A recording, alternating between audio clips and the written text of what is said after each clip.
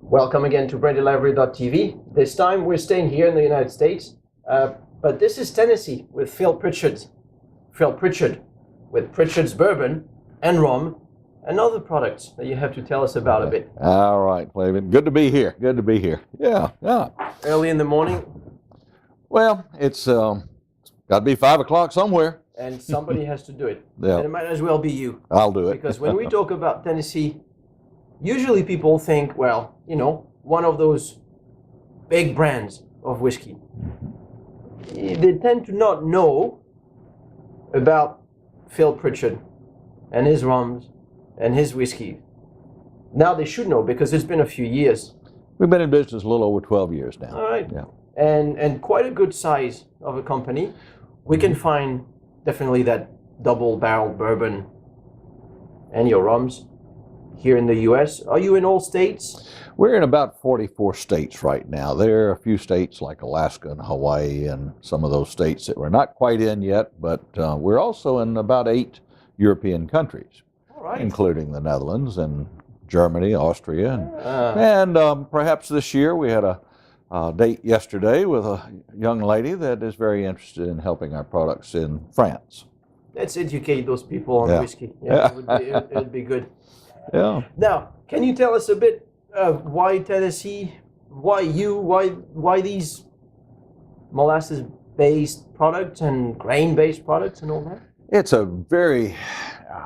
very sordid but interesting story in that I had spent most of my life in the dental industry and some time of that life in the communication business. But somewhere along the way, we had an idea to make rum in Tennessee. Now, at first blush, that's a bit strange because obviously people associate rum with the tropics and the Caribbean and what have you. But in researching American history, it was kind of revealed to us that 250 years ago, rum was America's largest export. And you being from France, I want to tell you a little side of this story that you might have a little special interest in. Everyone assumes that the American Revolution started with a tea party in Boston, but in fact, it was the tax on molasses rather than the tax on tea that was one of the fires of the American Revolution. Molasses Act, 1733. And, Americans are pretty entrepreneurial, so it didn't take those early Americans to figure out that they could buy sweet molasses from the French. Instead of getting it from the English. And so the British were real smart. They slapped a tax on molasses from foreign lands, meaning France. Mm-hmm. Well, that's one more reason everybody tries to figure out why Lafayette and all of those folks joined us. Well, part of it was to help us out in our endeavor. But the significance of molasses and why it was so important in the American colonies was particularly interesting because you have to go back 250 years ago. White table sugar, granulated sugar as we know it, was very rare. It was very expensive. They even invented a piece of furniture called a sugar safe to keep it under lock and key to keep kids and everybody out of it. If you had white table sugar in your household, it was there for the most elaborate pies and pastries. In colonial America, we like to say if Martha Washington were going to bake an apple pie, she probably used sweet molasses. And it was that type of sweet molasses, 90 to 95% sugar, what we now refer to as grade A fancy or the high test is another word that they use. It is, as I said, it's 90 to 95% sugar. But today we've become so efficient in extracting the sugar out of the sugar cane and the molasses that the residue that is now used to make most of your tropical rums is actually a product called blackstrap molasses. And blackstrap, I like to say, is 32% sugar and 68% Lord knows what. You just don't do it like the others. You have to reveal a bit of your secret because that double-barreled bourbon of yours is quite amazing. I think it caught everybody by surprise. And I'm talking about the big guys and the ocean of craft distillers alike. Yep. So, what is it? Well, you have to remember there are essentially, 8 companies in this country that are making bourbon-type whiskeys, but the vast, vast majority of them are using a product that's essentially yellow corn, and they're using equipment called a column still. And a column still makes very good whiskey. I'm not demeaning the ownership of a column still. In fact, we're considering purchasing one. But the process of producing whiskey today is very much commercially oriented, large productions, large volumes.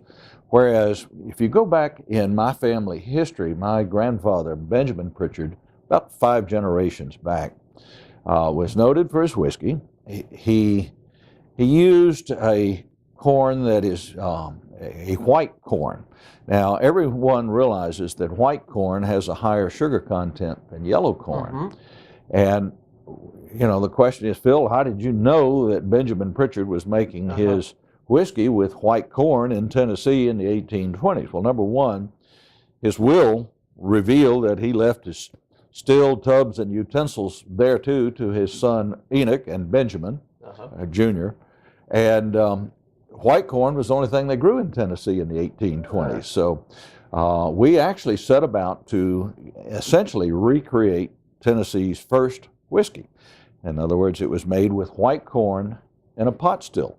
My big brother up the road, Mr. Jack, also made his whiskey in a pot still. We came up with a pretty interesting take on bourbon whiskey, and that is that essentially, as I said, most bourbons are barreled at 125 proof. Some go up in proof as they age. But the question must be asked is, and one other criteria that I almost forgot about bourbon whiskey, it cannot be bottled below 80 proof.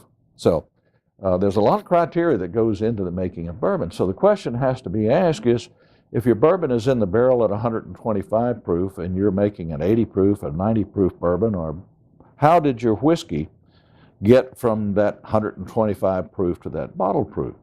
The answer, of course, is that your whiskey has been watered down before you ever screw off the cork. Water has no flavor, and water dilutes flavor. I like to use the example of a bowl of chicken soup. Everybody's done this. You've dished yourself out a bowl of chicken soup and it was too hot, so you drop an ice cube in it. You succeed in cooling the chicken soup down, but now it tastes like chicken soup dilute. Water does the same thing to bourbon whiskey. It dilutes the flavor. Well, using our process on our rum, we did a little twist on it, and what we actually did, Flavian, was we took the bourbon whiskey from 125 proof. We cut it to so close to 90 proof and put it in a second new charred oak barrel, hence the name double barreled. You know that after an extra maturation in those barrels, it will naturally go down to about 80 proof. Exactly. Well, 90 proof is what we actually barrel at. Yeah. But then after how long do you keep it in that second? Oh, about 3 to 5 years. Okay. It's also a blend of a little bit of higher proof, but the point is that once we pull it down to what we feel that it's going to be its ultimate bottle proof, we don't add water. I mean, there's no now. It's you told me to talk a little bit about the technical aspects of this. One thing I really like for people to understand: what is the significance of that second barrel? And the fact is, I like to think that trees are in the business of making sugar. When you take and burn the inside of a barrel, you're in fact caramelizing those sugars that are stored in that wood. Now, all beverage alcohol is made from sugar. Well, some is made from corn and some from sugar cane molasses, and some brandy's made from fruit. But the common element that has to be accomplished is all of the alcohol is converted from sugar by addition of the yeast to convert sugars into alcohol. The most soluble element in that white dog alcohol coming out of that still is the sugars that are stored in that barrel, because it's essentially almost the same molecule or very similar molecules. And so when that alcohol goes into that barrel, I like to think of, little alcohol molecules looking over and saying, oh, look, there's some molecules in there kind of like us, like we used to be. And that sugar gets absorbed into that alcohol. If you ever come down to the distillery and we crack a barrel that's a few weeks to even a couple of months old, you'll be amazed at how sweet that white dog alcohol is aging in that barrel. It's only after the alcohol has been in that barrel for a number of years do the oak tannins do for whiskey what hops do for beer, and that is make it bitter. Bitterness of it, yeah. Okay. I'm not a big fan of over-aged bourbon. In my opinion, a well-mature bourbon is somewhere between 9 and 10 years old. So what we're doing is taking 9 to 10-year-old bourbon, cutting it to 90 proof, and putting it in a second new charred oak barrel.